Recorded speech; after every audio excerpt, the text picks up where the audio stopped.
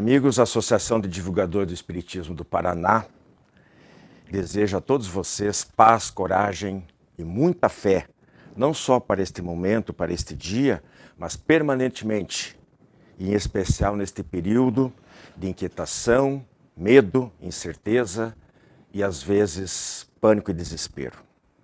Como vocês podem perceber, estamos aqui desafiando limitações de diversos tipos, só para manter este programa no ar. Por precaução, parte da nossa equipe optou por suspender as suas participações. Por ora, enquanto Deus nos permitir, sem pretensões de heroísmo, tentaremos seguir em frente. Eu pus este barco para navegar há 7 anos atrás, e eu pretendo que ele continue assim, singrando os vastos oceanos da experiência do trabalho de divulgação da doutrina espírita, ainda por muito tempo, a todos aqueles que precisarem, apesar das ocasionais tempestades. Se necessário, um dia, eu o conduzirei a um porto seguro para que outros assumam o comando. Porém, se no horizonte surgir a ameaça de um naufrágio, serei com certeza o último a abandonar a embarcação. Por isso, cumprirei o meu dever sem abrir mão da prudência e da razão. Conto aqui também com os inauditos esforços do nosso companheiro Oscar Veiga, que literalmente está se desdobrando, tal qual acontece com a faculdade mediúnica da ubiquidade, onde um espírito pode se apresentar em 2 lugares simultaneamente. Em determinado instante, ele estará atrás das câmeras e no seguinte, na frente delas. Amigos queridos, usufruam do diálogo espírita, não exatamente especial, mas diferente do que vocês estão acostumados a ver. O que conseguimos preparar para vocês, e vem a seguir, é o seguinte: as razões dos fatos, trago algumas considerações sobre o assunto do momento, o coronavírus e a Covid-19, obviamente sob a luz do conhecimento espírita. Na sequência, o Espiritismo Responde com Oscar, definindo o espírito de luz. Eu volto com o abraço fraterno, homenageando uma policial militar do estado de Goiás. E para encerrar novamente, Oscar com o Fonte Allan Kardec.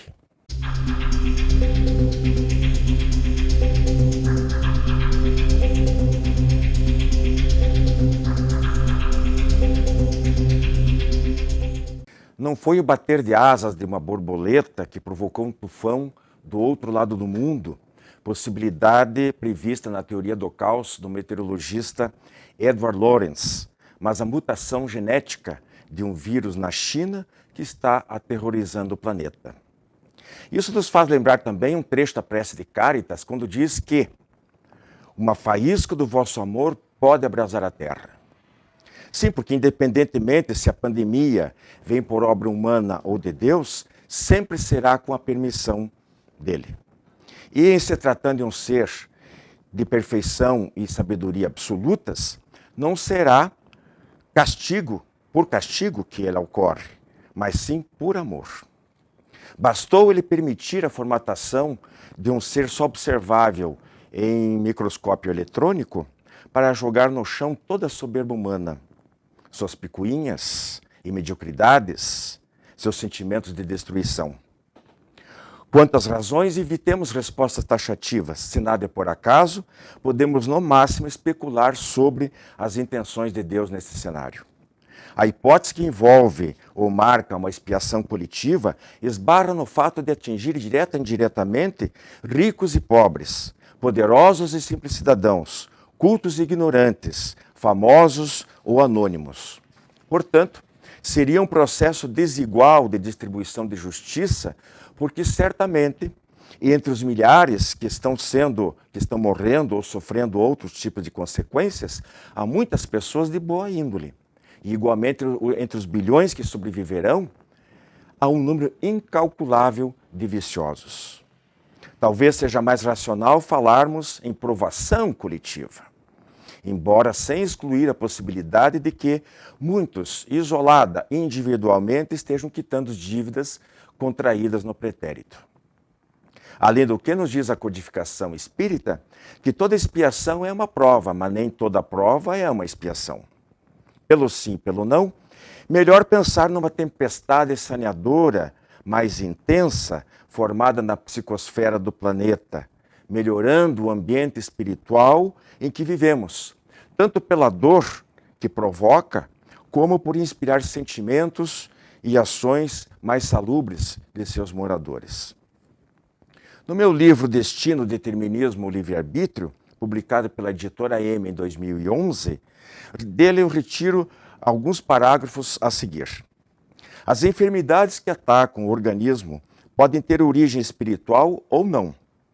Quadros infecciosos, por exemplo, têm mais a ver com a exposição a alguns agentes mórbidos e estado momentâneo do sistema imunológico do que com a alma, embora a ação da mente possa contribuir para a queda da resistência orgânica e consequente favorecimento de vírus e bactérias. As mortes coletivas causadas por epidemias como a gripe espanhola, que em menos de 2 anos matou, nos idos de 1917 e 1918, matou entre 20 e 40 milhões de pessoas, e tantas outras que, antes da ciência descobrir meios de prevenção e cura, dizimaram populações inteiras ao longo da história. Fiquemos com um caso recente. Em abril de 2009, surgiu no México o vírus de uma nova gripe que logo foi denominada de gripe suína e mais tarde também de nova gripe ou gripe A provocada pelo vírus H1N1 e de lá se espalhou pelo mundo inteiro. No Brasil, chegou poucas semanas depois e fez até o dia 12 de setembro daquele ano 899 vítimas fatais. Estas e tantas outras epidemias e pandemias que assolam a humanidade de tempos em tempos nos remete, quanto às causas espirituais, a uma analogia com a poluição ambiental do planeta. André Luiz, em suas obras psicografadas por Chico Xavier, refere-se várias vezes sobre a psicosfera planetária, constituída pelas vibrações produzidas pelos pensamentos, emoções e sentimentos humanos e atos humanos que envolvem todos os seres, desencarnados inclusive. Como prevalece entre nós as vibrações de teor negativo, o somatório delas, sobrepujando as positivas, tornam-se cada vez mais densas e pesadas. Chegado a um limite máximo, acabam por provocar uma espécie de derrame energético a aparecer na forma de catástrofes, guerras e doenças. Vibriões invisíveis de origem espiritual gerados pela invigilância das mentes humanas pululam nessa psicosfera e de tempos em tempos acabam por se materializar organicamente na forma de espécies novas de bactérias, vírus e bacilos mórbidos, a causar doenças desconhecidas e às vezes letais para um grande número de pessoas. O ataque desses agentes patogênicos caracteriza também uma forma de expressão da lei de causa e efeito, atingindo as coletividades em caráter expiatório. Essa é a regra geral, mas há outras situações. No caso da gripe A, os grupos de risco, indivíduos mais propensos a desenvolver os sintomas, eram crianças, idosos e mulheres grávidas, sabidamente pessoas com sistema imunológico mais vulnerável, além dos portadores de outras doenças, como as respiratórias e a hipertensão. As suscetibilidades por conta da existência de outras doenças podem refletir componentes kármicos com lesões perispirituais prévias, ou sintomatologia natural devido à velhice e consequente desgaste dos órgãos. Mas e as demais? O fato de ser criança ou a condição de gravidez não é indicativo de dívida moral com necessidade expiatória, afora eventuais comprometimentos anteriores com a lei divina em relação à vida em sociedade. Por que elas, crianças grávidas? Porque talvez um número imenso de outros indivíduos foram contaminados pelo vírus e não manifestaram a doença. E porque os que apresentaram sintomas, uns tiveram mais leves e outros foram levados a óbito. Cremos que da mesma forma como uma tempestade, ao assolar uma cidade ou região, não distingue as vítimas pela impossibilidade de isolar umas das outras, com tempestades espirituais, ocorre a mesma coisa. Talvez Muitas das vítimas desta gripe e de outras enfermidades de natureza infecto-contagiosa, descartando aqui as causas puramente de falta de profilaxia, condições de higiene e vacinação que são de responsabilidade dos governos, possuíam sim contas a ajustar com as leis divinas. Porém, muitas outras foram atingidas contingencialmente, isto é, apenas por habitarem um mundo ainda atrasado, moralmente necessitado de experiências dolorosas para provocar o seu aperfeiçoamento espiritual. Em outras palavras, seriam provas e não expiações. Não se trata de débitos, mas de esforço para crescimento e aquisições de créditos. De outro lado, muitos outros que estiveram expostos ao contágio, mesmo pertencentes aos grupos de risco, e saíram imunes, talvez devam isso a uma proteção maior, adquirida por si mesmo ou até pelas intervenções de protetores espirituais. Resumindo, não seria demérito das pessoas acometidas pela doença, e sim mérito das que escaparam ilesas. O que eu acabo de ler, do meu livro, repito, Destino, Livre-Arbítrio, Determinismo, Livre-Arbítrio, o que eu acabo de ler aplica-se perfeitamente à Covid-19. E eu espero ter contribuído um pouquinho para a compreensão, como diz o nome deste quadro, das razões espirituais para os fatos ou fenômenos em questão. Jornal Comunicação Espírita, órgão de difusão da Associação de Divulgadores do Espiritismo do Estado do Paraná. Nesta edição você confere a mensagem do coronavírus à humanidade. As razões invisíveis para um avião comercial ser derrubado por um míssil. O vilipêndio natalino em nome da arte. Presos inocentes seriam culpados impunes de outras vidas? E também a prestação de contas da Associação de Divulgadores do Espiritismo do Paraná. Jornal Comunicação Espírita. Assine e recomende.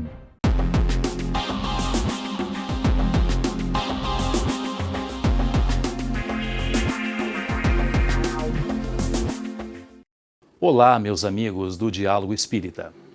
No Espiritismo Responde de hoje, vamos responder à indagação de um telespectador a respeito dos espíritos de luz. Os espíritas falam muito nos espíritos de luz. Quem são eles e como é essa luz? Em primeiro lugar, vamos lembrar que os espíritos de luz são seres que sempre nos acompanham. São eles que estão ao nosso lado nos momentos mais difíceis da nossa vida e que nos ajudam em nossas dificuldades. São considerados seres de luz por agirem sempre para o bem e procurar nos proteger de males que insistem em nos afligir.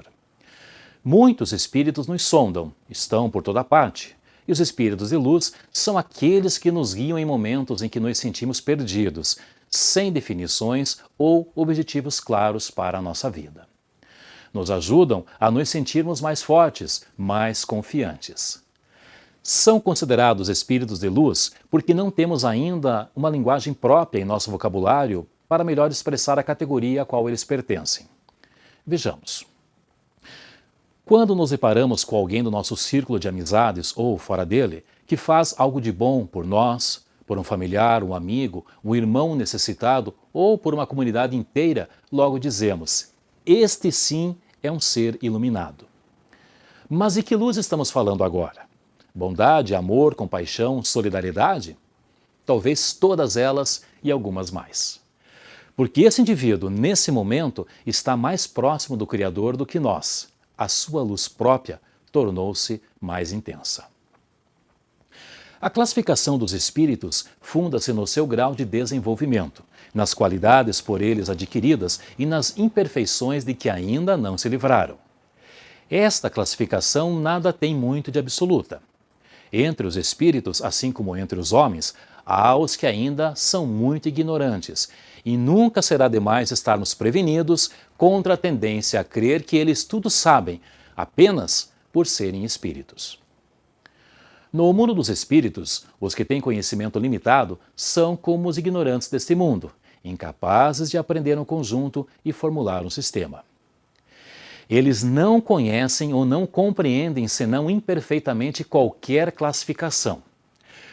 Os espíritos admitem, geralmente, 3 categorias principais ou 3 grandes divisões: Na última, aquela que se encontra na base da escala, estão os espíritos imperfeitos, muito semelhante a nós, caracterizados pela predominância da matéria sobre o espírito e pela propensão de ainda fazer o mal.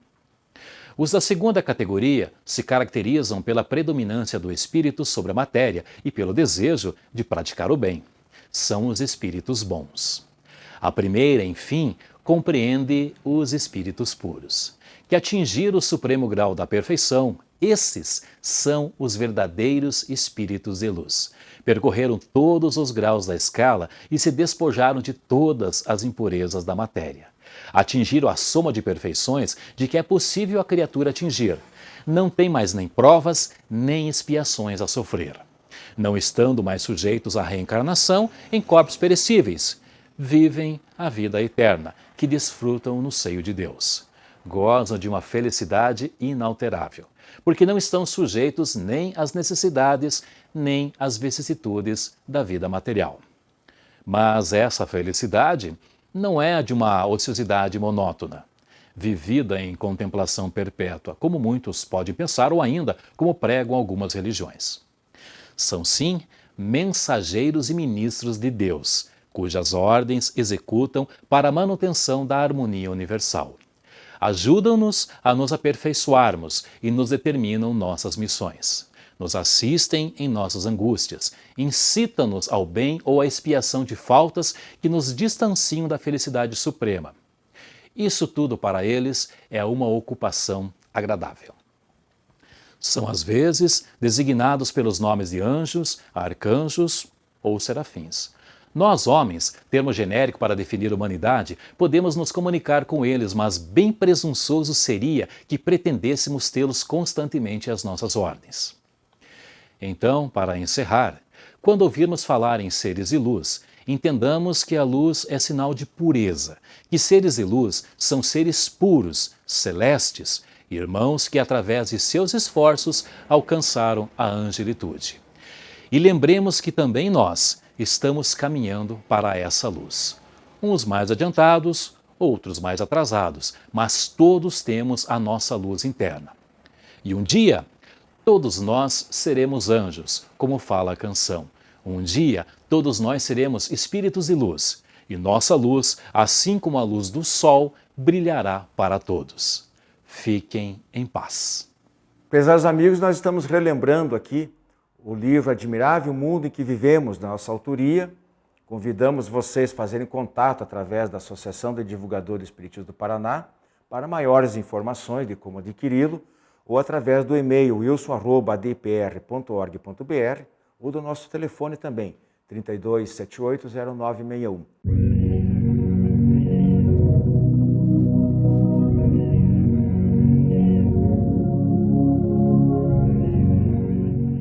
Prezados amigos, este relato é baseado na reportagem do jornalista Benoît Santiago, do portal UOL, do dia 11 de março de 2020.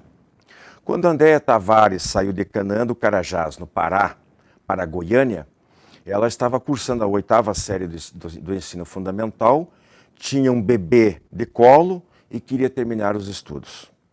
O marido chegou a Goiânia, um mês antes. Andréa trabalhou como doméstica, como diarista e concluiu o ensino médio, com a ajuda do marido, que lhe trazia livros recolhidos do lixo, porque ele na época era gari, e é até agora. Não tinha qualquer estrutura para fazer o Enem, mas conseguiu entrar na faculdade de Direito, onde ganhou 2 bolsas de ensino, 2 bolsas de estudo. Mais tarde, em 2016, conquistou uma das 10 vagas em um concurso público da Polícia Militar, disputando com 2.000 candidatas.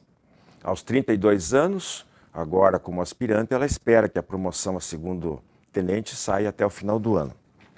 Mas até chegar aí, ela e a família penaram muito. Por exemplo, ela teve que dividir com a cunhada, durante 2 meses, um barraco de lona, onde ficava muito mal acomodada, sofrendo com frio, com chuva, com sol, até o marido arrumar um emprego numa fábrica de sacolas plásticas.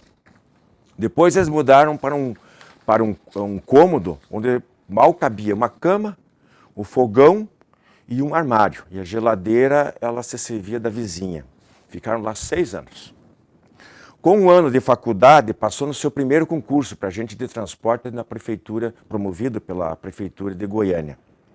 E a rotina passou a ser aulas na universidade, o trabalho como agente de transporte, diarista e em casa. E assim se foram mais 5 anos. E aí ela entrou para a Polícia Militar, prestou 2 concursos, um para soldado, foi aprovado nos 2. Um para soldado e na outra ela pegou aquela 10ª vaga, a última vaga disponível, disputando com 2.000 candidatos para oficial da PM. O salário de R$ 1.500 passou para R$ 5.000, agora já está com casa própria, né? E ela guarda com carinho até hoje alguns dos livros que foram retirados do livro, principalmente de literatura, para a formação dela. Todos nós deveríamos parabenizar pessoas como a Andréia Travares pelo esforço, dedicação, determinação, força de vontade. Prova em contexto de que, apesar, às vezes, de inúmeras adversidades aparentemente intransponíveis, com trabalho pode-se superar tudo e chegar longe. E ao contrário do que muita gente apregoa, de que a criminalidade é feito inescapável da pobreza, constatamos por esses e tantos outros exemplos que, com muitas poucas exceções, o que falta é a posse de valores morais e a vontade de trabalhar. Particularmente, confesso que, de certa forma, eu me vejo refletido no exemplo da Andréia. Tanto quanto ela, enfrentei dificuldades muito semelhantes, agravadas por difíceis problemas familiares na infância. E, no entanto, com muita dedicação aos estudos e força de vontade, também posso dizer que venci. Por coincidência, segui a carreira militar apenas na Força Aérea. Narro isso aqui não como forma de exibicionismo, mas somente para reforçar a importância de acreditarmos em nosso potencial e na bondade divina. Que Deus nos abençoe a todos e derrame paz e luz nos lares de vocês. Disciplinas e educação sugeridas às escolas, dicas ao jornalismo espírita, o cérebro de Einstein e o acaso, ocorrências curiosas nas gravações de um filme espírita. Tudo isso e muito mais no jornal Comunicação Espírita. Assine e recomende.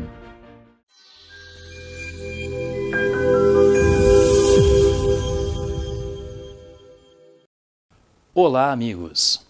No quadro Fonte Allan Kardec de hoje, vamos falar a respeito da importância da prece. No Livro dos Espíritos, terceira parte, no capítulo que trata das leis morais, especificamente na lei de adoração, Allan Kardec pergunta aos espíritos, questão 659. Qual o caráter geral da prece? E a resposta é a seguinte: a prece é um ato de adoração. Orar a Deus é pensar nele, é aproximar-se dele, é pôr-se em comunicação com ele. Diante dessa resposta, há 3 coisas que podemos propor por meio da prece: louvar, pedir e agradecer. O que seria então louvar? Louvar é o reconhecer e exaltar Deus em tudo que Ele criou.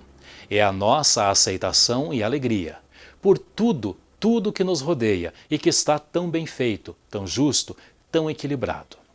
O pedir nada mais é que recorrer ao Pai Todo-Poderoso em busca de luz, equilíbrio, forças, paciência, discernimento e coragem para lutar contra as forças do mal.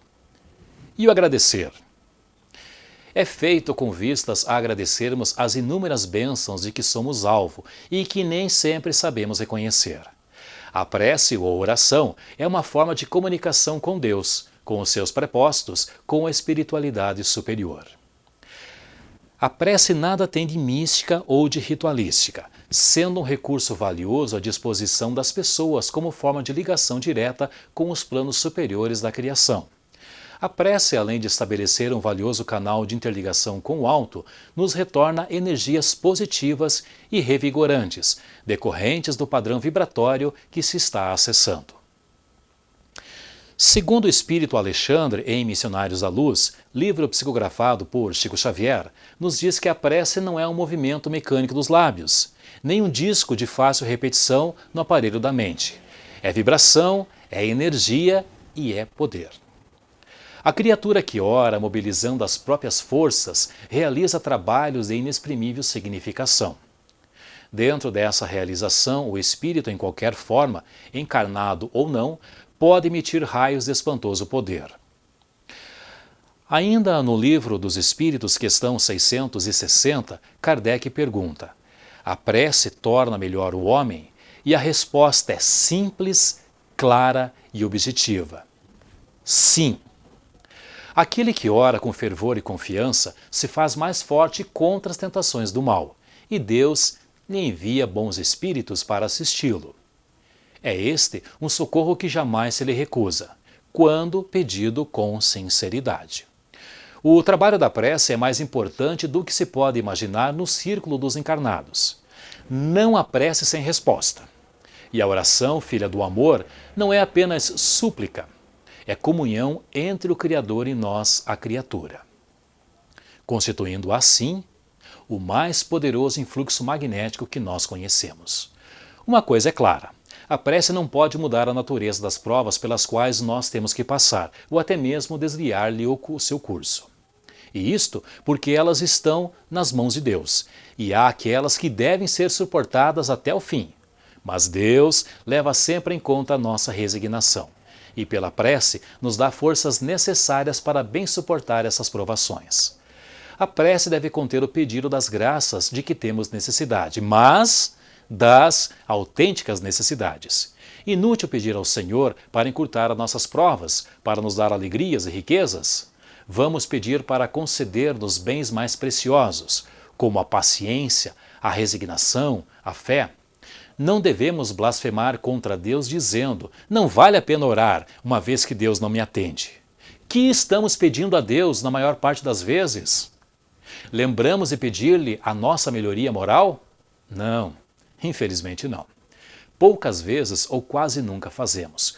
Contudo, estamos sempre pedindo sucesso em nossos empreendimentos aqui na Terra e frequentemente dizemos: Deus não se ocupa conosco. Se o fizesse, não haveria tantas injustiças. Quanta insensatez, quanta ingratidão. Se analisássemos honestamente o fundo de nossa consciência, encontraríamos quase sempre em nós mesmos o ponto de partida dos males dos quais nos lamentamos. Devemos pedir antes de todas as coisas nossa melhoria e veremos que a imensidão de graças e de consolações se derramarão sobre nós. E não esqueça, em tempos de crise, como os vividos presentemente, a oração ainda é o nosso maior escudo protetor. Vamos usá-la sabiamente.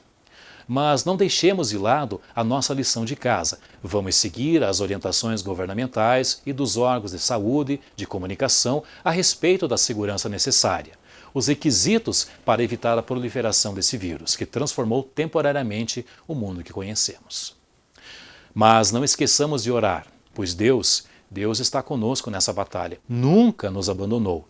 E agora, muito mais que qualquer hora, está conosco, nos auxiliando naquilo que mais precisarmos. Muita oração, queridos amigos, e uma boa semana a todos. Clube do Livro Espírita de Curitiba. Mais de 2 décadas consolando corações, iluminando consciências. Associe-se e tenha o melhor da literatura espírita em sua casa.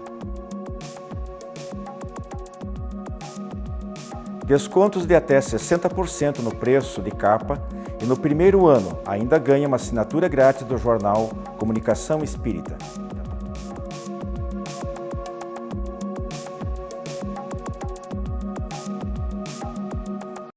Visite nosso canal no YouTube e confira nosso acervo de programas, debates, entrevistas, o diálogo aberto na visão espírita. Programa Diálogo Espírita, ADEPR no YouTube.